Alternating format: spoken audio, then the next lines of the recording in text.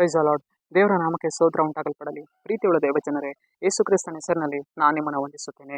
ವಿಮೋಚನಕಾಂಡ 33ನೇ ಅಧ್ಯಾಯ 14ನೇ ವಚನದಲ್ಲಿ ವಾಕ್ಯ ಈ ರೀತಿಯಾಗಿ ಬರೆಯಲ್ಪಟ್ಟಿದೆ.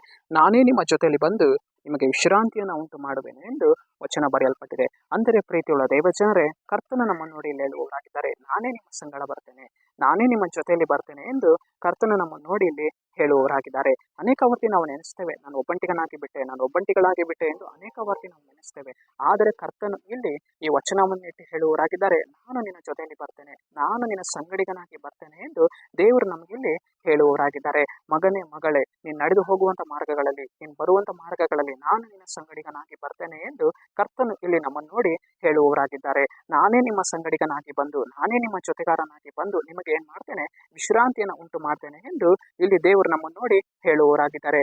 ಹೇಗೆ ದೇವರು ಈ ಒಂದು ವಚನವನ್ನ ತನ್ನ ಇಸ್ರಾಯೇಲ್ ಜನರ ಜೀವಿತಗಳಲ್ಲಿ ಒಂದು ವಚನವನ್ನು ನೆರವೇರಿಸಿದ್ದಾರೋ, ಅದೇ ರೀತಿಯಾಗಿ ನಮ್ಮ ಜೀವಿತಗಳಲ್ಲಿಯೂ ಕರ್ತನು ಈ ಒಂದು ವಚನವನ್ನು ನೆರವೇರಿಸುವವನಾಗಿದ್ದಾನೆ. ಆತನೇ ನಮ್ಮ ಸಂಗಡಿಗನಾಗಿದ್ದು ಬಂದು ನಮಗೆ ಒಂದು ವಿಶ್ರಾಂತಿಯನ್ನು ಅನುಗ್ರಹಿಸುವವರಾಗಿದ್ದಾರೆ. ಸರಿ, ನಾವು ಪ್ರಾರ್ಥಿಸೋಣ.